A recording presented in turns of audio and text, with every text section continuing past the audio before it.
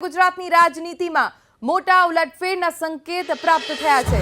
આશા પટેલ ગુમાવનાર કોંગ્રેસને નારાયણ મળવાની આશા જાગી છે।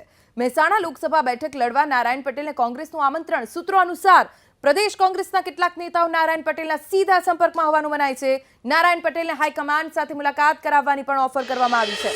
ઊંઝા એપીએમસીના રાજકારણના કારણે નારાયણ પટેલ ભાજપ પ્રદેશ અધ્યક્ષ સામે અસંતોષ વ્યક્ત કરી ચૂક્યા છે, જેના કારણે કોંગ્રેસના વરિષ્ઠ નેતાઓએ નારાયણ પટેલનો સંપર્ક શરૂ કર્યો। પ્રદેશ ભાજપના નેતૃત્વ વિરુદ્ધ એનએલ પટેલના આક્રોશથી કોંગ્રેસને નારાયણ મળે તેવી આશા છે। શંકરસિંહ વાઘેલા સાથે એનએલ પટેલની તસવીર સામે આવતા કોંગ્રેસ વધુ સક્રિય થયું છે। જો કે કોંગ્રેસમાં જોડાવા મુદ્દે કે નેતાઓના સંપર્કને લઈ નારાયણ પટેલ અકળ મૌન સેવી રહ્યા છે। ઊંઝા એપીએમસીમાં કેસી પટેલ અને આશા પટેલની દખલગીરીથી નારાયણ પટેલ દુઃખી થયા હતા અને ત્યારબાદ તેમણે ત્યાં સુધી કહી દીધું હતું કે તેમનું અસ્તિત્વ હવે ખતમ થઈ રહ્યું છે।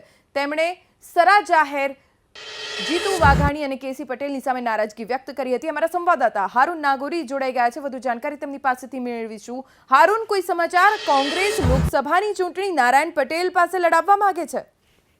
જી આશાબેન, ભાજપમાં જોડાયા બાદ ઉત્તર ગુજરાતની જે બીજેપીમાં મોટા ફેરફારો થયા છે। નારાયણ પટેલ એક તરફ નારાજ છે, જેનો ફાયદો સીધો કોંગ્રેસે ઉઠાવ્યો છે। કોંગ્રેસે સૂત્રો દ્વારા માહિતી મળી છે, કોંગ્રેસે લોકસભા લડવા માટેની નારાયણ પટેલને ઓફર કરવામાં આવી છે અને એક ટીમ દિલ્હીથી ખાસ નારાયણભાઈને મળવા આવી હતી। નારાયણ કાકા સાથે બંધ બારણે મુલાકાત થઈ છે તેવું સૂત્રો દ્વારા જાણવા મળ્યું છે। તો બીજી તરફ સિદ્ધાર્થ પટેલ આજે ઊંઝા ઉમિયા માતાના દર્શને આવ્યા હતા અને દર્શનના બહાને ત્યારબાદ સ્થાનિક કોંગ્રેસી આગેવાનો સાથે 1 કલાક બંધ બારણે મુલાકાત કરી છે।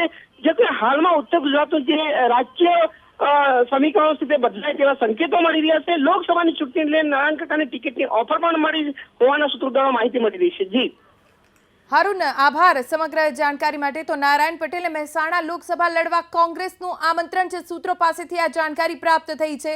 જો કે આમંત્રણ એનએલ પટેલે સ્વીકાર્યું છે કે નહીં, કોંગ્રેસમાં જોડાવાના છે કે નહીં, તેને લઈને એનએલ પટેલે અકળ મૌન ધારણ કર્યું છે। પણ આશા પટેલ ગુમાવનાર કોંગ્રેસને હવે નારાયણ મળવાની આશા જાગી છે અને એટલે જ નારાયણ પટેલ સાથે રાષ્ટ્રીય નેતાઓ, પ્રદેશ કોંગ્રેસના નેતાઓ સંપર્કમાં હોવાની વાત પણ જાણવા મળી છે। જો નારાયણ પટેલ કોંગ્રેસનું આમંત્રણ સ્વીકારે છે તો ઉત્તર ગુજરાતની રાજનીતિ માટે લોકસભા ચૂંટણી પહેલા આ સૌથી મોટા સમાચાર કહી શકાય।